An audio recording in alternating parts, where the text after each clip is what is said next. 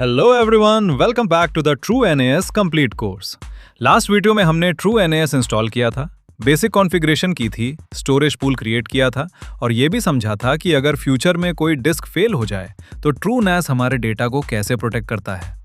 लेकिन अब हमारे सामने सबसे बड़ा सवाल आता है, पूल तो हमने बना लिया, लेकिन डेटा कहाँ स्टोर करेंगे? क्या पूल के अंदर डायरेक्टली फाइल्स रख सकते हैं या पहले कुछ और क्रिएट करना पड़ता है? यही चीज आज हम इस वीडियो में समझने वाले हैं। आज का वीडियो ट्रू NAS का सबसे इंपॉर्टेंट कॉन्सेप्ट क्लियर करेगा। हम सीखेंगे डेटा सेट क्या होता है, Z वॉल्यूम क्या होता है, इन दोनों में डिफरेंस क्या है, SMB शेयर कैसे क्रिएट करते हैं, यूजर परमिशन कैसे देते हैं और आखिर में स्नैपशॉट की मदद से डेटा को प्रोटेक्ट कैसे करते हैं। तो चलिए शुरू करते हैं। अब हम लोग ट्रू NAS में लॉगिन करेंगे। अगर आपको याद होगा, लास्ट वीडियो में हमने P1 नाम का एक पूल क्रिएट किया था। यही हमारा मेन स्टोरेज पूल है। अब एक बहुत इंपॉर्टेंट बात समझिए, बहुत सारे बिगिनर्स यही गलती करते हैं कि पूल बनते ही उसके अंदर डेटा स्टोर करना शुरू करना चाहते हैं, लेकिन ट्रू NAS ऐसे काम नहीं करता। पूल सिर्फ आपका स्टोरेज कंटेनर होता है। उसके अंदर आपको पहले डेटा सेट या Z वॉल्यूम क्रिएट करना पड़ता है। इसे एक आसान एग्जाम्पल से समझते हैं। मान लीजिए आपने एक नई 2 टेराबाइट हार्ड डिस्क खरीदी। विंडोज में क्या करेंगे? उसके अंदर C drive, D drive, E drive जैसे पार्टीशन बना देंगे। ट्रू NAS में बिल्कुल ऐसा नहीं होता। यहाँ पार्टीशन की जगह डेटा सेट बनते हैं और यही ट्रू NAS को इतना पावरफुल बनाता है। हर डेटा सेट की अपनी अलग सेटिंग्स हो सकती हैं, जैसे अलग परमिशन, अलग कोटा, अलग कंप्रेशन, अलग स्नैपशॉट पॉलिसी, अलग एन्क्रिप्शन। यानी एक ही पूल के अंदर आप अलग अलग डिपार्टमेंट के लिए अलग अलग डेटा सेट बना सकते हैं। एग्जाम्पल के लिए, अगर आप हॉस्पिटल चला रहे हैं तो आप अलग डेटा सेट बना सकते हैं, radiology accounts, HR, doctors administration, और हर डिपार्टमेंट की अपनी अलग स्टोरेज लिमिट और परमिशन होगी। यही ट्रू NAS की सबसे बड़ी फ्लेक्सिबिलिटी है। अब दूसरी चीज समझते हैं, Z वॉल्यूम, जिसे शॉर्ट में Z वॉल भी कहा जाता है। डेटा सेट और Z वॉल दोनों पूल के अंदर ही बनते हैं, लेकिन दोनों का काम बिल्कुल अलग होता है। अगर आपको फाइल लेवल स्टोरेज चाहिए, जैसे SMB, FTP, NFS, या किसी यूजर को फोल्डर शेयर करना है, तो हमेशा डेटा सेट यूज करेंगे। लेकिन अगर आपको किसी सर्वर, VMware, Hyper-V या किसी ऑपरेटिंग सिस्टम को एक पूरी हार्ड डिस्क देना है, तो डेटा सेट नहीं बल्कि Z वॉल्यूम यूज करेंगे। सिंपल लैंग्वेज में समझिए, डेटा सेट मतलब फोल्डर शेयरिंग और Z वॉल्यूम मतलब वर्चुअल हार्ड डिस्क। आज के वीडियो में हम दोनों बनाएंगे, लेकिन आइस कजी को डिटेल में अगले डेडिकेटेड वीडियो में समझेंगे। अभी सिर्फ इतना समझना है कि डेटा सेट कहाँ यूज होता है और Z वॉल्यूम कहाँ।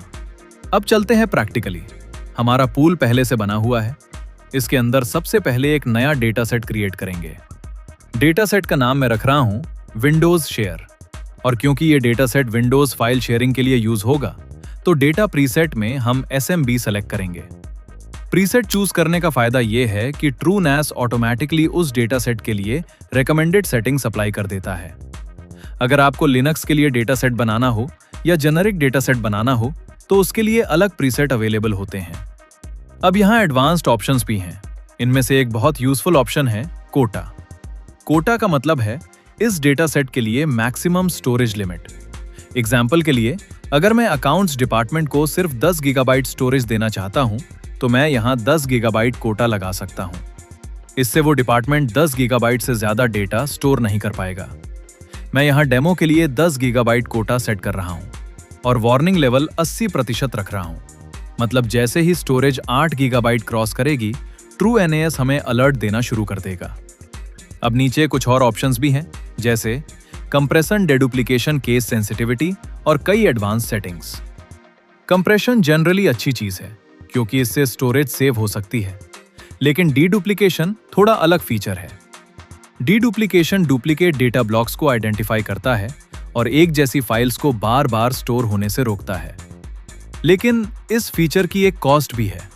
ये काफी ज्यादा रैम कंज्यूम करता है, इसलिए प्रोडक्शन एनवायरनमेंट में इसे बिना प्लानिंग के इनेबल नहीं करना चाहिए।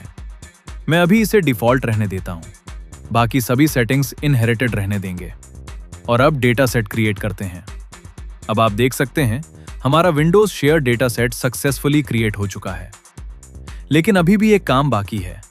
अगर हम अभी विंडोज से इसे एक्सेस करेंगे तो परमिशन इशू आएगा, क्योंकि अभी इसका ओनर रूट यूजर है और प्रोडक्शन एनवायरनमेंट में रूट यूजर से शेयरिंग करना बिल्कुल रिकमेंडेड नहीं है। इसलिए अब हमें एक डेडिकेटेड यूजर क्रिएट करना होगा और उसी यूजर को इस डेटा सेट की परमिशन देंगे। बेस्ट प्रैक्टिस यही है कि हर डिपार्टमेंट, हर एप्लीकेशन या हर यूजर के लिए अलग अकाउंट बनाया जाए। इससे सिक्योरिटी भी बढ़ती है और बाद में परमिशन मैनेज करना भी काफी आसान हो जाता है। तो अब हम क्रेडेंशियल सेक्शन में चलते हैं और एक नया यूजर क्रिएट करते हैं। मैं यहाँ डेमो के लिए एक यूजर बना रहा हूँ जिसका नाम रख रहा हूँ विंडोज। अब यहाँ आपको काफी सारे ऑप्शंस दिखाई देंगे, जैसे SSH, login shell access, sudo permission, home directory और कई एडवांस्ड सेटिंग्स। अगर ये कोई नॉर्मल SMB यूजर है तो उसे शेल एक्सेस या सूडो परमिशन देने की जरूरत नहीं होती। ये ऑप्शंस मेनली एडमिनिस्ट्रेटर या एडवांस्ड लिनक्स यूजर्स के लिए होते हैं। अगर आप चाहते हैं कि इस यूजर के लॉगिन करते ही इसकी अपनी पर्सनल डायरेक्टरी ऑटोमेटिकली क्रिएट हो जाए, तो वो भी यहाँ से कॉन्फ़िगर किया जा सकता है। लेकिन इस डेमो में हम डिफ़ॉल्ट कॉन्फ़िगरेशन ही यूज करेंगे। अब पासवर्ड सेट करेंगे और यूजर क्रिएट कर देंगे। अब हमारा यूजर सक्सेसफुली क्रिएट हो चुका है और इसी यूजर को हमारी विंडोज शेयर डेटा सेट की परमिशन भी मिल चुकी है। आप देख सकते हैं रीड, राइट और एग्जीक्यूट परमिशन इस डेटा सेट पर असाइन हो चुकी है। अब देखते हैं कि विंडोज से ये शेयर एक्चुअली कैसे एक्सेस होता है। मैं अपने विंडोज कंप्यूटर पर जा रहा हूं और रन कमांड ओपन करता हूं। अब यहां मैं अपनी ट्रू NAS सर्वर की IP एड्रेस डालूंगा। आप अपने NAS की IP यूज करेंगे। एंटर प्रेस करते ही विंडोज हमसे यूजर नेम और पासवर्ड पूछेगा। यहीं पर वही यूजर नेम और पासवर्ड डालना है जो हमने अभी ट्रू NAS के अंदर क्रिएट किया था। लॉगिन करते ही आप देख सकते हैं विंडोज शेयर सक्सेसफुली ओपन हो चुका है। यही हमारी SMB शेयर ड्राइव है। अब मैं इसके अंदर कोई भी फोल्डर क्रिएट कर सकता हूं, कोई फाइल कॉपी कर सकता हूं, रीनेम कर सकता हूं या डिलीट भी कर सकता हूं। मतलब अब ये NAS बिल्कुल एक नेटवर्क ड्राइव की तरह बिहेव कर रहा है। ऑफिस एनवायरनमेंट में यही तरीका यूज किया जाता है, जहां सभी यूजर्स एक सेंट्रल स्टोरेज पर काम करते हैं। अब एक और चीज समझते हैं। अगर किसी यूजर ने गलती से इंपॉर्टेंट फाइल डिलीट कर दी या ओवरराइट कर दी तो क्या होगा? क्या पूरा डेटा हमेशा के लिए चला जाएगा? अगर आपके पास सिर्फ नॉर्मल फाइल सर्वर है तो शायद आंसर होगा हाँ। लेकिन ट्रू NAS यहां अपनी सबसे पावरफुल फीचर दिखाता है और वो है स्नैपशॉट्स। स्नैपशॉट को बहुत लोग बैकअप समझ लेते हैं, लेकिन स्नैपशॉट और बैकअप दोनों अलग अलग चीजें हैं।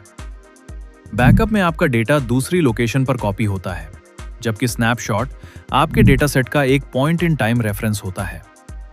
और क्योंकि true NAS ZFS file system use करता है, इसलिए स्नैपशॉट क्रिएट होने में सिर्फ कुछ सेकेंड्स लगते हैं और शुरुआत में यह लगभग कोई एक्स्ट्रा स्टोरेज भी कंज्यूम नहीं करता। यही वजह है कि स्नैपशॉट इतनी पावरफुल टेक्नोलॉजी मानी जाती है। अब हम अपनी विंडोज शेयर डेटा सेट के लिए स्नैपशॉट क्रिएट करेंगे। अगर आपको सिर्फ कभी-कभी मैन्युअली स्नैपशॉट लेना है तो डेटा सेट के ऊपर जाकर मैनेज स्नैपशॉट में क्लिक कर सकते हैं और मैनुअल स्नैपशॉट क्रिएट कर सकते हैं। लेकिन प्रोडक्शन एनवायरनमेंट में हमेशा ऑटोमेटिक स्नैपशॉट यूज करना चाहिए। उसके लिए हम डेटा प्रोटेक्शन सेक्शन में जाएंगे और यहाँ पीरियोडिक स्नैपशॉट टास्क क्रिएट करेंगे। अब डेटा सेट सिलेक्ट करेंगे और डिसाइड करेंगे कि स्नैपशॉट कितने दिन तक रखना है। डेमो के लिए मैं इसे 2 दिन के लिए कॉन्फ़िगर कर रहा हूं। अब ये ऑटोमेटिकली इस डेटा सेट का स्नैपशॉट बनाता रहेगा। आप चाहें तो हर घंटे, हर दिन या हर सप्ताह भी स्नैपशॉट शेड्यूल कर सकते हैं। ये पूरी तरह आपके एनवायरनमेंट पर डिपेंड करता है। अब देखते हैं इसका सबसे बड़ा फायदा। मान लीजिए मैं विंडोज शेयर के अंदर एक फाइल क्रिएट करता हूं। इसका नाम रख देता हूं test copy.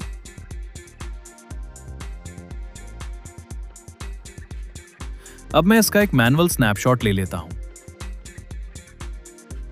Snapshot successfully create हो चुका है। अब मैं वापस विंडोज शेयर में आता हूं और इस फाइल को रीनेम भी कर देता हूं या डिलीट भी कर देता हूं। अब ऐसा लगेगा कि फाइल पूरी तरह चली गई, लेकिन असल में ऐसा नहीं है। अब विंडोज में उस फोल्डर की प्रॉपर्टीज खोलिए और यहाँ आपको एक नया टैब दिखाई देगा, प्रीवियस वर्जन्स। यही ZFS स्नैपशॉट की सबसे बड़ी ताकत है। आप देख सकते हैं मेरे पास 2 अलग अलग स्नैपशॉट्स अवेलेबल है। अगर मैं लेटेस्ट स्नैपशॉट ओपन करता हूं तो मेरे सामने उसी समय का पूरा फोल्डर स्ट्रक्चर ओपन हो जाता है, जहां मेरी सारी पुरानी फाइल्स बिल्कुल उसी स्थिति में मौजूद हैं जैसी स्नैपशॉट लेते समय थी। अब मेरे पास 2 ऑप्शन हैं। पहला, मैं सिर्फ किसी एक फाइल को कॉपी करके वापस ला सकता हूं या पूरा फोल्डर रिस्टोर कर सकता हूं। अगर मैं रिस्टोर बटन दबा दूं तो पूरा डेटा सेट उसी पुराने स्टेट में वापस आ जाएगा। आप देख सकते हैं जो फाइल्स मैंने डिलीट की थी वो दोबारा वापस आ चुकी हैं। यही वजह है कि TrueNAS एंटरप्राइज स्टोरेज में इतना पॉपुलर है।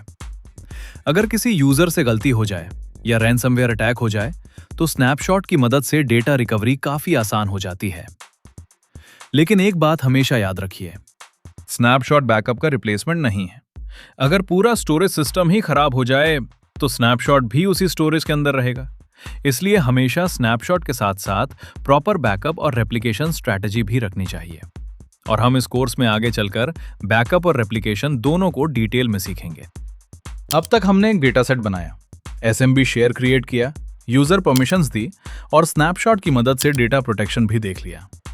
लेकिन अगर आपको याद हो, वीडियो की शुरुआत में मैंने 2 चीजों की बात की थी।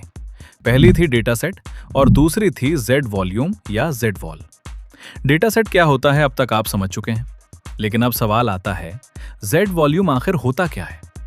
इसे समझना बहुत आसान है।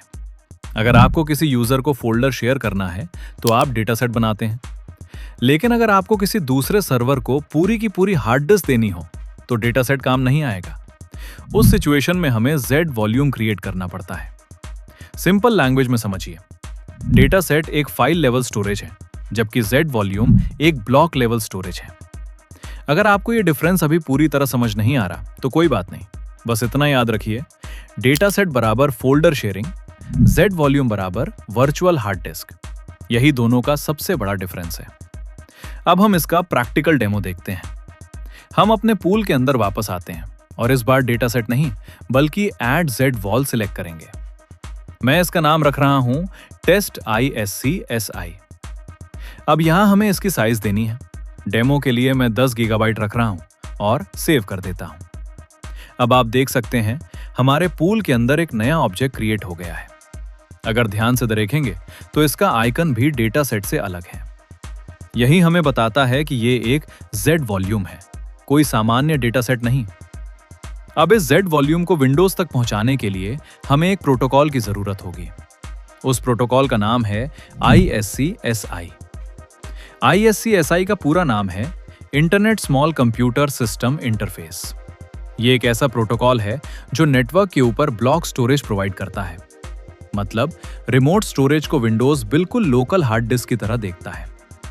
आज हम सिर्फ इसका बेसिक डेमो करेंगे ताकि आपको Z वॉल्यूम का यूज समझ में आ जाए। Complete ISCSI configuration, authentication, CHAP, multiple portal, VMware, Hyper-V, performance tuning, इन सब के बारे में हम एक डेडिकेटेड वीडियो में डिटेल से सीखेंगे। अब चलते हैं शेयर सेक्शन में। इस बार हम SMB नहीं बल्कि ब्लॉक शेयर्स ISCSI सेलेक्ट करेंगे। क्रिएट पर क्लिक करेंगे और एक नया ISCSI शेयर बनाएंगे। मैं इसका नाम भी टेस्ट ISCSI ही रख रहा हूं। अब यहां आपको 2 ऑप्शन दिखाई देंगे, फाइल और डिवाइस। अगर आपने पहले से Z वॉल्यूम क्रिएट किया है तो हमेशा डिवाइस ऑप्शन सिलेक्ट करेंगे। अब नीचे हमारा Z वॉल्यूम दिखाई दे रहा है, इसे सिलेक्ट करेंगे और आगे बढ़ेंगे। इसके बाद शेयरिंग प्लेटफॉर्म का ऑप्शन आता है। यहां अलग अलग वर्कलोड के लिए प्रोफाइल्स मिलती हैं, जैसे modern OS VMware legacy systems. SSD optimisation demo के लिए मैं मॉडर्न OS प्रोफाइल यूज कर रहा हूं। अब नेक्स्ट करेंगे।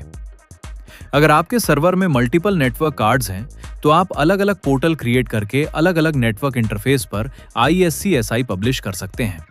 लेकिन मेरे पास अभी एक ही नेटवर्क इंटरफेस है, इसलिए डिफॉल्ट पोर्टल ही यूज करेंगे। कॉन्फ़िगरेशन कंप्लीट होते ही TrueNAS automatically iSCSI service start कर देता है। अगर हम सर्विसेज सेक्शन में जाएं तो आप देख सकते हैं SMB सर्विस भी रनिंग है और ISCSI सर्विस भी रनिंग हो चुकी है। अगर हम ISCSI कॉन्फ़िगरेशन खोलें तो यहाँ आपको टारगेट नेम, सर्वर कॉन्फ़िगरेशन और डिफ़ॉल्ट लिसनिंग पोर्ट दिखाई देगा। By default iSCSI port 3260 use करता है। नॉर्मली इसे चेंज करने की जरूरत नहीं पड़ती। अब चलते हैं विंडोज सिस्टम पर। विंडोज में एक बिल्ट इन टूल आता है जिसका नाम है ISCSI इनिशिएटर।